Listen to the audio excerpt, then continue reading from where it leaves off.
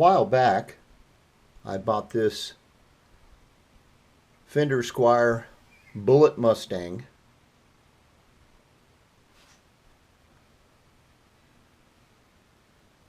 Indian Laurel, 12-inch radius, 24 3/4 inch scale.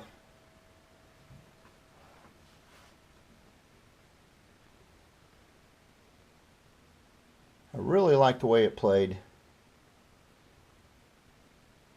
but at this price range it had a hard time keeping tune. The pickups were kind of mushy sounding. So let's go over some of the things that we did to modify this guitar. Probably the biggest improvement was the hip shot locking tuners. This is a special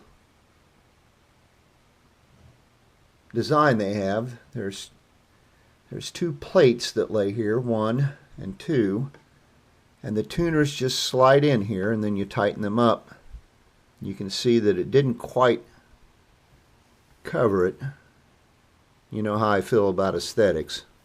Has nothing to do with the way this guitar plays. And if I want to take these off, put the original tuners back on it and sell the guitar, very easy to do. All you got to do is unscrew these things here, put the new tuners in. I really wanted to change the nut out, and I just couldn't find one that fit it. It's such a oddball size. I thought these old school rollers were kind of cool looking string trees, so I added those. I guess I'm wrong about aesthetics. I love the fretboard. I like the 12-inch radius. I've polished the frets. They're still in good shape. I may polish them again while we have it down today. I try to do things like that annually to guitars I play all the time. I'll oil the neck and polish the frets a little. I bought these imitation Fender wide range humbuckers, and they sound beautiful on this guitar. While we got it down, we may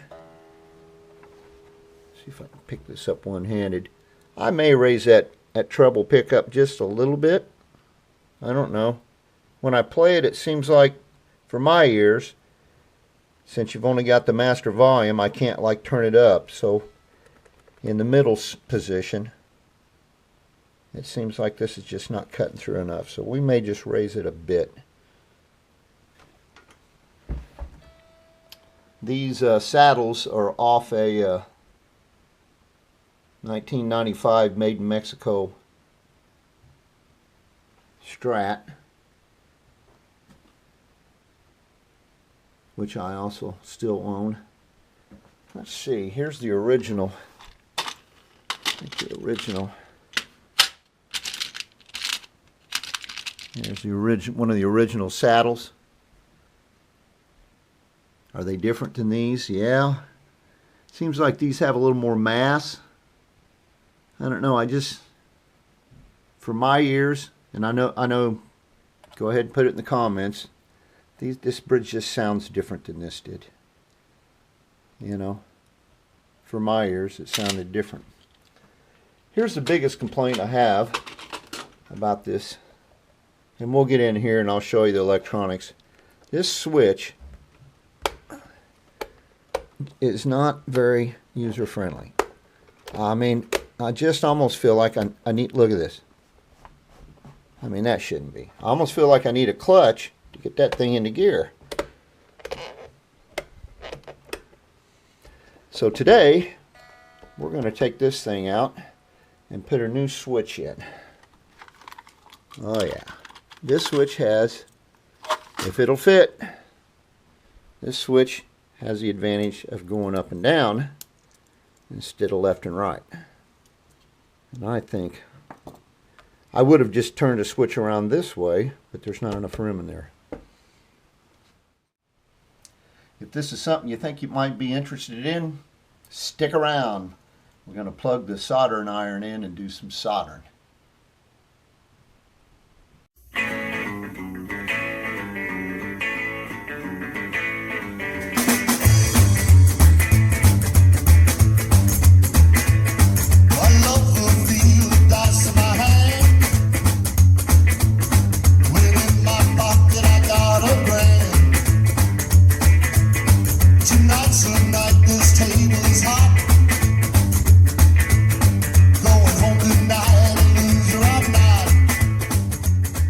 Let's see, first thing we're going to have to do, get these strings off here. I really like these tuners. I know I already told y'all that. I'm not going to worry about saving the strings, but I also make cigar box guitars, and I'll use probably these 3 strings. Sorry about that. These 3 strings on my next cigar box guitar. So we will try to salvage them as much as we can. Let me get these strings off of here and we'll move on with the project. Yeah, this is the grunt work of it.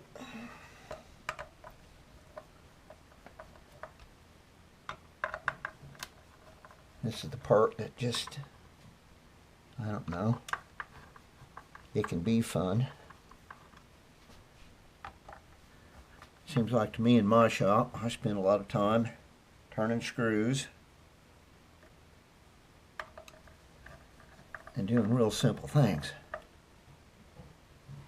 Let's get this pick guard off of here and see what's underneath of it. So if your dad didn't tell you this, when you're doing anything where you got parts, you need to have your parts bucket to put everything in. That way when you spill them, at least we're all in the same place. I missed one here. The big reveal is about to come. See if that switch fits. Let me see here. Let's see how deep that switch is. Looks like to me, my old buddy Terry from Terry's Tool and Die gave me this. Well, I'd sure like to have a full inch, but if I had 7/8 clearance, that'd be good. Look, I missed another screw. How's that happen?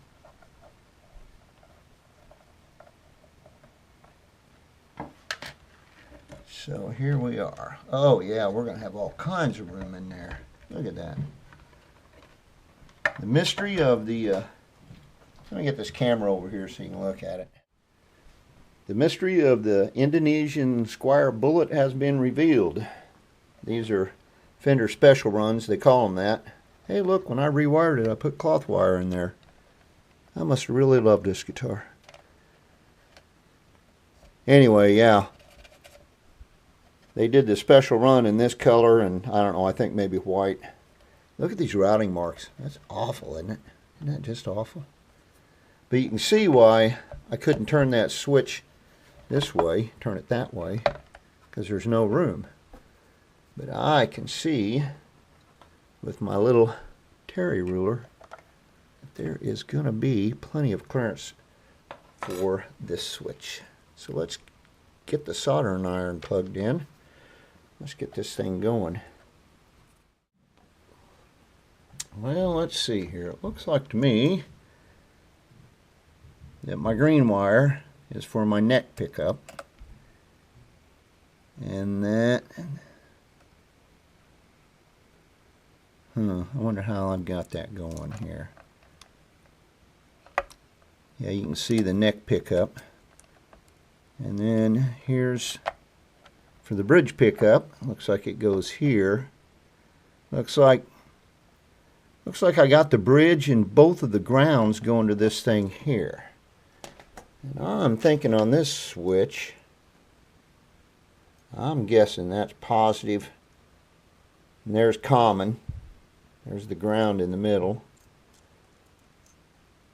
And that looks up. So you know what that does? I bet that goes to your bridge ground. I think I'm going to wire it that way. Let's see what happens. That's what the back of these pickups look like. Marked neck and bridge. I might have had that turned around earlier and called that my neck. Who knows? Well, actually it is my neck. Well, let's get the soldering iron heated up. Let's get this show on the road. So I've got the guitar covered up here and protected a little bit. And get me some solder out here. Holy schmoly.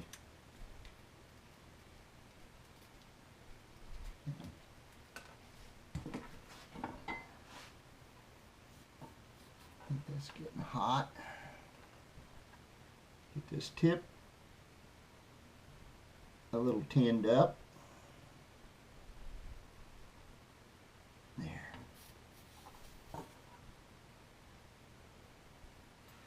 Now all I really want to do is desolder this. This is where I become Mr. Shaky Jakey. There, that one's free. Let's go ahead and get this. Let's get this positive one on this other one free first, because I'm going to go ahead and finish desoldering this and getting it all cleaned up. I doubt that I'll ever use this again, because, I mean, not for a guitar anyway, because it's too hard. We might take it apart and see why it's doing that. But let's go ahead and get this thing desoldered and get the other one installed, and we'll solder it up.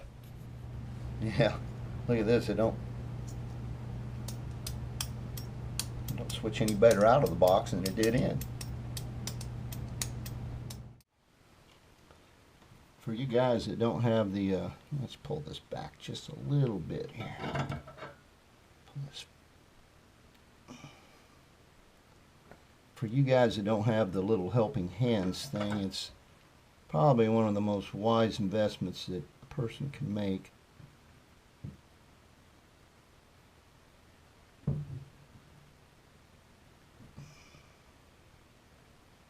I'm not the worst soldering guy in the world, but I'm without a doubt the second worst. Shake. I get big old globs on there. Really, you want to heat your part first, and you don't want to get it too hot, because I mean it does have electrical components on it, and it can and will get damaged. So I've already been on it quite a while here. Get my tip tinned up here real good. Oh, I think that's probably going to be good. It's not the most pretty solder in the world, but it appears to be a solid one, which is what we're looking for. Let's move on. So here we are, day 2 on this project. I had to desolder all my work yesterday. I had incorrectly stated that this was the negative, and then these were the 2 positives. One for your bridge pickup and the other one for your neck pickup. And then I had the common wire going here, which is this, and these 2 were just swapped backwards. The ground goes here. This is your common wire that goes down to your output, and then this is for the neck pickup and the bridge pickup.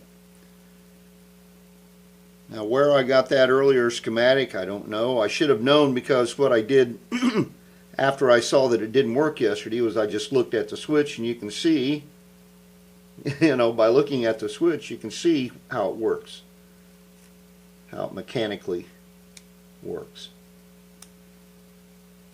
So, we're going to go ahead and finish this project off, and let's get to soldering. Well, this is not the ugliest job I've ever done, but it's got to be rather close to it. Let's see. It should be that pickup. That one's off. Should be the bottom one. That one's off. Should be both. Alright. Well, what did we learn from that, boys and girls? I think what we learned was to measure twice and solder once. Let's move on.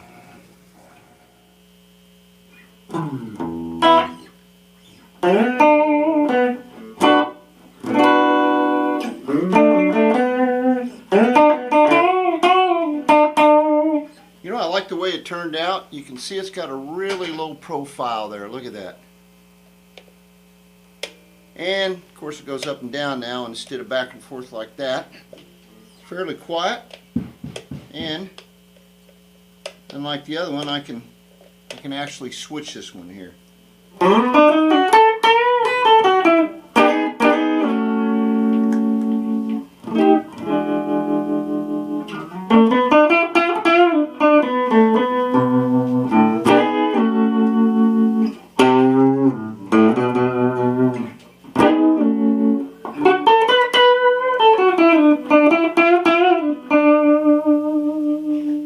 So here's the moral of the story, folks. Don't be afraid to sit down and get your soldering iron out. Get on the internet or call up a friend or whatever. Get you some schematics so you can figure out how to wire these things up. It's not that difficult. If Sippy Rock can do it, you can do it too. So until I see you next time, rock on, brothers and sisters. And don't be afraid to put a guitar on your bench.